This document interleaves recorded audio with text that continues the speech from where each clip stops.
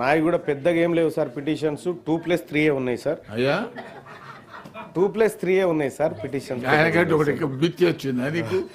Sir ఇక ఆశ్రమ పాఠశాలలో పనిచేస్తున్నటువంటి ఏదైనా హెడ్ చదవండి పిటిషన్ అంతే సార్, అంతే సార్. ఆశ్రమ పాఠశాలలో పనిచేస్తున్నటువంటి 339 మంది అవుట్ సోర్సింగ్ అకాడమిక్ ఇన్స్ట్రక్టర్లను కాంట్రాక్ట్ రెసిడెన్షియల్ టీచర్లుగా గుర్తించి ఆ సిఆర్టీల హానరోరియం ఇవ్వాలని చెప్పి వాళ్ళు రిక్వెస్ట్ చేసినారు సార్. తమరు ప్రభుత్వానికి పంపించాల్సింది తమరు తెలియజేసుకుంటున్నాను సార్. అలాగే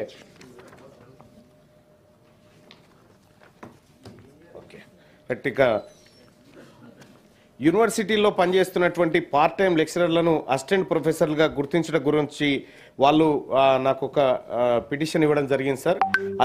అదేవిధంగా వారికి కూడా అకాడమిక్ ఇయర్కు మాత్రమే కాకుండా 12 నెలలు శాలరీ ఇవ్వాలని వాళ్ళు రిక్వెస్ట్ చేస్తూ ఉన్నారు సార్. ఆ పిటిషన్ తమరికి పంపిస్తూ ఉన్నాను సార్. ఇక వైద్య ఆరోగ్య కుటుంబ సంక్షేమ శాఖలో ఏళ్ల తరబడి పనిచేస్తున్నటువంటి అవుట్సోర్సింగ్ ఉద్యోగులు వాళ్ళు దీర్ఘకాలిక డిమాండ్లను ప్రభుత్వం దృష్టికి తీసుకెళ్లాలని చెప్పి కోరుతూ పిటిషన్ ఇవ్వడం జరిగింది సార్. అందులో ఒక్క డిమాండ్ చెప్తాను సార్. అవుట్సోర్సింగ్లను రద్దు చేయాలని చెప్పి చెప్తా ఉన్నారు సార్. అవుట్సోర్సింగ్లను రద్దు చేయడం వల్ల ప్రభుత్వానికి లాభమే తప్ప నష్టం లేదు అధ్యక్ష. అలాగే ఇక ఇది మీరు ఎందుకంటే నా సొంత గ్రామానికి సంబంధించింది సార్. తుర్కపల్లి మండలం మాదాపురం సార్, యాదాద్రి భువనగిరి జిల్లాలో ఉంటుంది సార్. మండల కేంద్రానికి కావాల్సినటువంటి అన్ని అర్హతలు ఆ గ్రామానికి ఉన్నాయి సార్. గత కొంతకాలం నుంచి ఆ డిమాండ్ ఉంది. అలాగే ఆలేరు నియోజకవర్గంలో అటు రాఘవాపురం కానీ ఇటు మాదాపురం కానీ 2 మండల కేంద్రాలు కావడానికి అవకాశం ఉంది సార్. మీ నియోజకవర్గంలో 8 మండలాలు ఉన్నాయి. ఇంకొక 2 చేసుకుందాం సార్, 10 అయితే సార్. ఎందుకంటే మాదాపురం గ్రామంలో మండలం చేస్తే మేమంతా అందులో పార్ట్ అవుతామని చెప్పి దాదాపు 15 గ్రామాల సర్పంచులు లెటర్లు ఇచ్చినారు సార్. దీనికోసం దయచేసి రాష్ట్ర ప్రభుత్వం తుర్కపల్లి మండలంలోని మాదాపురాన్ని మేజర్ గ్రామ పంచాయతీని మండల కేంద్రంగా చేయాలని చెప్పి గ్రామస్తులంతా పిటిషన్ ఇవ్వడం జరిగింది సార్. అయిపోయినాయి కదా. అంతే నెక్స్ట్ కల్వకుంట్ల కవిత గారు. ధన్యవాదాలు సార్. ఇట్లా తమరు బల్క్గా పిటిషన్స్ ఇవ్వడానికి అవకాశం ఇస్తే బోల్డని తీసుకొని వస్తాం సార్. ఇదే లాస్ట్ మళ్ళీ ఎవరైనా ఒకటే పిటిషన్ ఇవ్వాలి. అధ్యక్ష ధన్యవాదాలు అధ్యక్ష తమరు అవకాశం ఇచ్చినందుకు. తెలంగాణ ఐకేపీ విఓఏల ఉద్యోగుల సంఘం నుంచి వచ్చినటువంటి పిటిషన్ను తమరి ద్వారా ప్రభుత్వానికి ఇస్తా ఉన్నాను అధ్యక్ష. మనందరికీ తెలుసు అధ్యక్ష, వారు చాలా ప్రముఖమైనటువంటి పాత్ర పోషిస్తారు.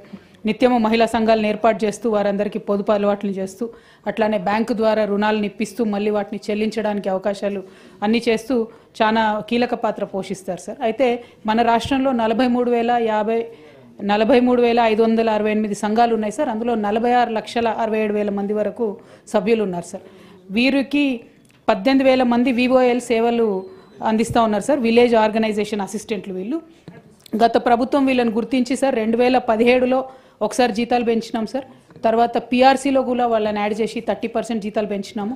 మళ్ళీ ఇప్పుడు 2023లో కూడా మళ్ళీ ఒకసారి వారికి జీతాలు పెంచడం జరిగింది సార్. అయితే ఇక్కడ వీరు ప్రత్యేకించి రిక్వెస్ట్ చేసింది ఏంటంటే చాలా పనిభారం పెరిగింది, సమీక్షల పేర్లతో మీటింగ్ల పేర్లతో పొద్దంతా కూడా మరి ఇదే పని అవుతుంది. కాబట్టి ఇప్పుడు వచ్చినటువంటి ప్రభుత్వం వారికి ప్రామిస్ చేసింది సార్. ఏమనంటే 26,000 జీతం పెంచుతామని ప్రామిస్ చేశారు. ఆ 26,000 జీతం పెంచవలసిందిగా కోరుతా ఉన్నాం సార్. అట్లనే ఎవరైతే విఓఏలకు సీసీలుగా ప్రమోషన్ వచ్చే అవకాశం ఉంటుందో వారిని ప్రమోషన్ ఇవ్వవలసిందిగా కోరుతా ఉన్నాం సార్. అట్లానే ప్రతి గ్రామానికి మహిళా సంఘ భవనాలు నిర్మించి ఇవ్వాలని వారు కోరడం జరిగింది సార్.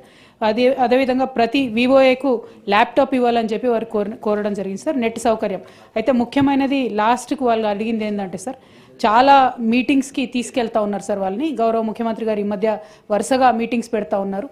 వరంగల్లో మీటింగ్ అయితే సార్ దారుణంగా మా నిజామాబాద్ నుండి మహిళల్ని తరలించినారు సార్. తరలిచ్చినారు కానీ వారికి కనీస సౌకర్యాలు ఫుడ్ కానీ మజ్జిగ కానీ మంచినీళ్ళు కానీ లేకపోతే మళ్ళీ మీటింగ్స్ అన్నీ సాయంత్రం అవుతున్నాయి సార్. ఆ సాయంత్రం అయిన మీటింగ్ వాళ్ళు ఇళ్లలోకి వచ్చే వరకు రాత్రి 1 గంట అవుతున్నటువంటి పరిస్థితి ఉంది. So safety of the women is of utmost importance sir. మీరు మహిళల్ని ఒక జిల్లా నుండి ఇంకో జిల్లాకు తరలిస్తే మొన్న పెద్దపల్లిలో జరిగినటువంటి మీటింగ్కి వేములవాడల నుంచి మహిళల్ని తరలిస్తే అధ్యక్ష అందులో ఒక మహిళ గాయపడింది. వాళ్ళ ఆమె నిమ్స్లో ఉన్నది సార్.